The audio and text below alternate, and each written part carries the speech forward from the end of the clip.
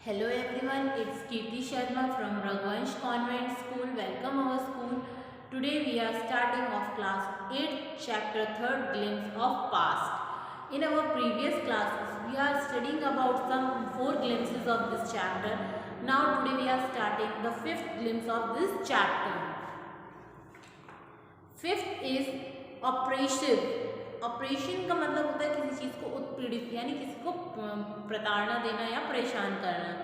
अब इसमें but the British continue to oppress Indian in 1880. अब इसमें 1765 से लेके 1835 की बात चल रही है, जहाँ पर ये बता रहे हैं कि जो ब्रिटिशर्स थे वो कंटिन्यू क्या कर रहे थे, इंडियंस को ऑप्सिस यानी उत्पीड़ित कर रहे थे.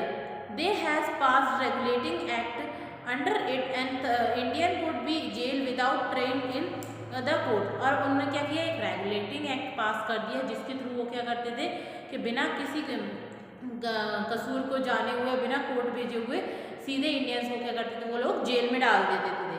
All the time British officer in India drew big salary and also made fortune in private business. अब क्या करते थे कि इंडिया में वो लोग आ गए, अपना उन्होंने पूरा राज जमा लिया और फिर क्या करते थे कि यहाँ से वो बिग सैलरी यानी बहुत बड़ी बड़ी सैलरियाँ, बहुत ज़्यादा अमाउंट में सैलरियाँ लेते थे और ख़ुद का प्राइवेट बिजनेस भी वो लोग स्टार्ट कर देते थे. By 1829 British was exporting British good worth 7 crore rupees to India. 1829 में क्या वो ब्रिटिश ने अपना जो गुड्स था यानी अपना जो सामान था वो एक्सपोर्ट कर दिया, कितने 7 करोड़ रुपए में इंडिया में. Governor general banquet report back home. Governor general जो थे वो क्या कहते थे कि वापस घर जाओ. The British passports on the companies loot while Indian industries beg to die. अब क्या हुआ कि वो लोग तो यहाँ हमारा जो गुड्स था वो इधर उधर बेच देते थे और सस्ते दामों में, और खुद का गुड महंगा हुआ यहाँ पे बेचते थे, जो कि हमारे पास उस टाइम इतने पैसे नहीं हुआ करते थे कि हम वो गुड्स इजीली खरीद सकें. तो जो हमारी इंडियन इंडस्ट्रीज जो थी वो क्या हो गई, पूरी तरीके से ख़त्म हो गई और एक तरीके से उनके प्राण निकल गए. The bones of cloth pier are bleaching the pain of Indians. वो लोग क्या करते थे कि पहनने के लिए कपड़े नहीं देते थे, बस फटे पुराने जो कपड़े उनके पास होते थे वही पहन के, और उनको काफ़ी ज़्यादा प्लेन मतलब जेलों में रखते थे, उनसे पूरा टाइम काम करवाते थे, और अगर वो लोग काम नहीं करते थे तो पनिशमेंट वगैरह देते थे. इस तरह के वो लोग काम किया करते थे. अब आता है डिससेटिस्फैक्शन, यानी 1835 से लेकर 56 के बीच में जो डिससेटिस्फैक्शन हुआ था इंडियंस को, उसके बारे में बताया. Education in India was in Persian and Sanskrit. In 1839 a English man name macular suggest a change. अब क्या हुआ कि हमारे इंडिया में पहले कौन सी पर्शियन और संस्कृत लैंग्वेज चलती थी. अब 1835 में एक इंग्लिश मैन था यानी ब्रिटिशर्स था जिसका नाम था मैक्यूलर. उसने क्या सजेस्ट किया कि हम इसको ही चेंज कर देते हैं. We should teach the native thoughts the English language. I agree.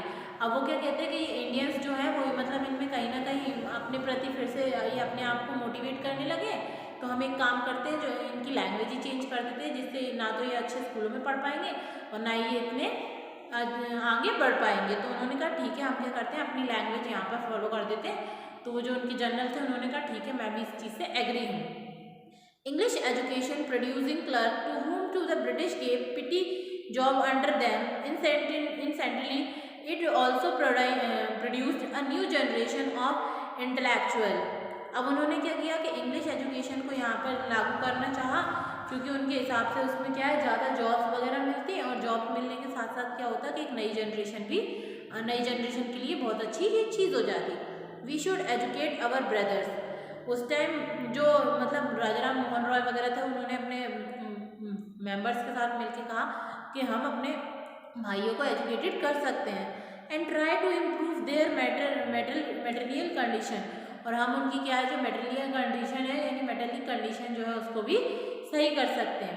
For that we must convey our gravitation to the British Parliament. और इस चीज़ को क्या है हमें गवर्नमेंट यानी जो उस टाइम पे ब्रिटिश गवर्नमेंट थी उसको बताना पड़ेगा कि हम अपनी एजुकेशन को क्या है चेंज नहीं करेंगे. By 1856 the British has conquer the whole of India. अब इसी तरीके से धीरे धीरे कैप्चर करते हुए इंडिया को क्या किया, ब्रिटिशर्स ने पूरी तरीके से उसको कॉन्क्यर यानी जीत लिया, पूरा अपने उसमें राज्य में शामिल कर लिया. अपने जो राज्य पूरा था उन्होंने, हम जैसे जो मैप दिया हुआ उसमें आपको दिख रहा है कि जो येलो है वो स्टेट्स हैं और वो बाकी जो पूरा रेड रेड एरिया वो क्या ब्रिटिश एरिया बन चुका था। दे carried little about the need of Indians. अब कुछ लोग थे जिन्हें मतलब वहाँ पे क्या है इंडियंस की जो ज़रूरतें थी उसकी आभास हो रहा था। Our king has became puppet and we have lost our old jobs. तो लोग कहते हैं मतलब प्रजा वगैरह जो थी वो राजाओं की वो कहने लगी कि हमारे जो राजा महाराजे हैं वो क्या है ब्रिटिश सरकार के क्या है कठपुतलियाँ यानी पपेट्स बने हुए हैं और हमारी जो पुरानी जॉबें थी वो भी उन लोगों ने हटा दी। एंड लैंड्स और जो हमारे खुद के उन लैंड्स वगैरह थे वो भी उन्होंने छीन लिए हमसे। They are converting our brothers. और वो क्या कर रहे हैं कि जो हमारे ब्रदर्स हैं उनको भी कन्वेंस करके अपनी साइड मिला रहे हैं और जो भी हमारी बची हुई ज़मीन और जो एजुकेशन जॉब्स वगैरह हैं वो सब भी छीन ले रहे हैं। You only talk to something to drive them out. तो वो कहते हैं कि सिर्फ हमारे बात करने से क्या होगा, हमें इस चीज़ को बाहर लेके जाना पड़ेगा, लोगों को बताना पड़ेगा, उनको मोटिवेट करना पड़ेगा कि हमारी जो कंट्री में जो हो रहा है ये हम बंद करें। अब इसके बाद 1855 से लेके 1857 तक की बात आती है। यहाँ पर द स्पार्कल्स, स्पार्कल्स मतलब अब हमारी कंट्री में क्या है एक चिंगारी उठ गई थी, अपनी कंट्री को आज़ाद कराने के लिए एक नया जुनून उठ गया था। Taxes continues to run the peasant in Bengal. The Santhal who has lost their land under new land rules became desperate in 1855। They rose in rebels and masses European and their supporter likes. अब क्या हुआ कि जो tax वगैरह थे Britishers के वो इतने ज़्यादा हैवी थे कि जो पीसेंट्स वगैरह थे उसको वो देना पड़ता था और नहीं दे पाते थे तो बेचारे की जो भी प्रॉपर्टीज़ वगैरह होती थी वो ले ली जाती थी। लेकिन जो संथाल थे उस टाइम संथाल के हाथ से क्या है उनका पूरा जो लैंड एरिया वगैरह था वो रूल जो करते थे यहाँ पर वो पूरा लैंड उन्होंने छीन लिया था। उसके बाद 1855 में उन लोगों ने क्या किया कि हम रिबेल लेंगे, यानी हम कुछ भी हो जाए, हम इनसे दुश्मनी भी हो जाए लेकिन हम क्या है इनको हरा कर ही दम लेंगे। और उन्होंने जो उनका यूरोपियन जो सपोर्ट था उसको भी यूज़ करना चालू कर दिया। Discount was bring in the East India Company arm to.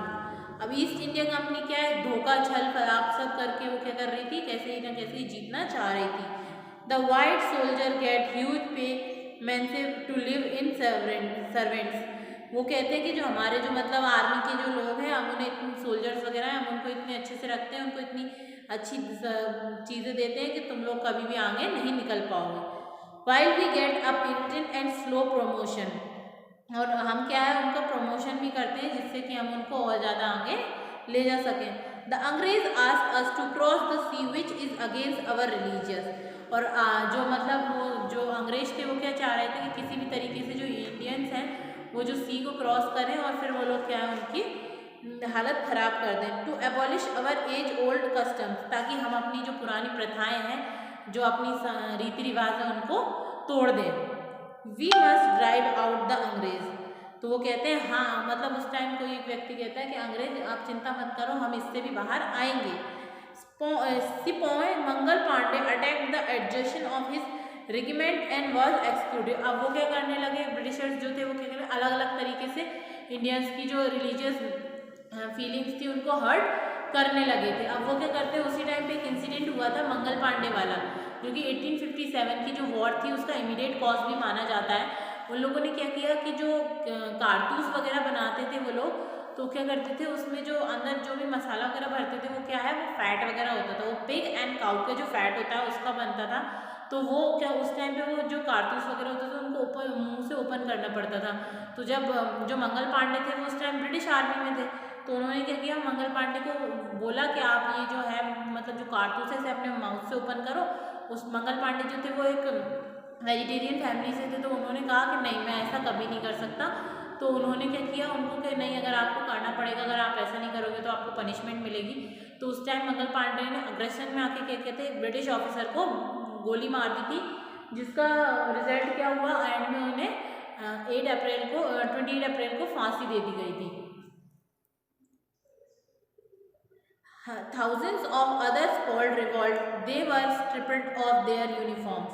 तो वहाँ पर हज़ारों की लाखों की हज़ारों की संख्या में इतने सारे रिवॉल्टर्स थे और वो क्या है यूनिफॉर्म पहने हुए थे। Humidity and put in iron. वो क्या कर रहे थे लोगों को मार काट बुरी तरीके से करने पे तुले थे। Few English man hair carry to understanding Indian customs और द पीपल्स ऑफ माइंड। उस टाइम कुछ लोग थे ब्रिटिशर्स के जो कि हमारे कस्टम और रिलीजन्स को मानते थे। O proud Brahmin soldier, do you know that the grease on the bullet you have to bite is made from that the fat of cows and pigs. वो जैसे मैंने अभी आपको बताया कि वो क्या है, जो मंगल पांडे थे वो ब्राह्मण थे, तो वो कहते हैं अरे तुम हमारे सोल्जर और तुम्हें क्या करना पड़ेगा, ये जो कारतूस है इसको खोलना पड़ेगा, इस कारतूस के अंदर क्या है, काऊ और पिग का फैट है। What the white man has decided us to, उन्हें इतना तेज गुस्सा आया, वाइट मैन क्या है जो ब्रिटिशर्स थे वो उनके ऊपर हंसने लगे। सून chapatis were sent from village to tell the people that their emperor would want their service। और वो लोग क्या करने लगे कि लोगों को बहलाने के लिए हर घर में गांव के रोटियां खाने का सामान भेजने लगे और कहते थे कि ये किसने भेजा है आपको, आपके राजा ने भेजा है, ताकि वो जो लोग लड़ने के लिए आए थे वो वहीं के वहीं बेहोश हो जाए या मर जाए और उनका काम आसान हो जाए। Similarly lotus flower circulate among Indian soldiers, क्योंकि जो इंडियन सोल्जर्स जो थे वो उनका क्या है, उनके पास कमल के फूल हमेशा रहते थे।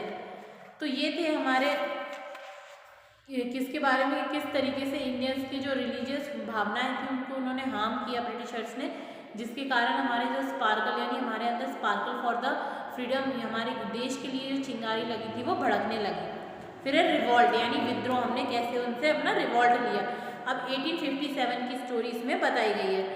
Then there was a violent outbreak at Meerut, और फिर एक बहुत बड़ा आंदोलन चालू हुआ जिसकी शुरुआत कहाँ से हुई थी, मेरठ से। द स्कूले मार्च टू दिल्ली, ये बढ़ती बढ़ती दिल्ली तक पहुंची। Long live our emperor Bahadur Shah, और लोग बाग क्या कहते थे कि हमारे जो नेता है, हमारे जो एम्परर है वो बहादुर शाह, वो लंबी उम्र उनकी हो। द रेविलियन स्प्रेड वाइडर, अब जो रेविलियंस थे उनको कहीं ना कहीं डर बैठ गया।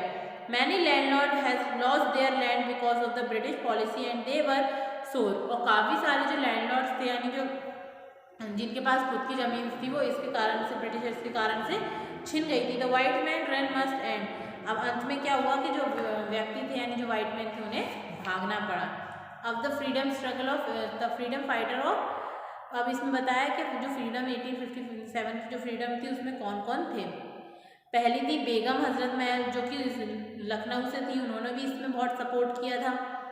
फिर अहमदुल्ला मौलवी अहमदुल्ला जो थे जो कि फैज़ाबाद से थे, उन्होंने लोगों को और आगे ले जाने के लिए बात कही। उसके बाद टीपू सुल्तान थे और बहादुर कुंवर सिंह थे, तो ये लोग वो थे जिन्होंने 1857 का जो रिवॉल्ट था उसमें हम लोगों को कहीं ना कहीं बहुत आगे ले जाने का काम किया था। लेकिन वो रिवॉल्ट सिर्फ फेल इसलिए हुआ था क्योंकि उसमें क्या है, एक प्रॉपर लीडरशिप नहीं थी।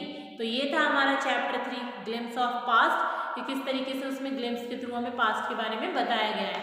तो ग्लिम्स ऑफ पास्ट और द मैकामिटी कैट के बारे में जो भी PDF है वो आपको सेंड कर देंगे। Thank you for watching the video.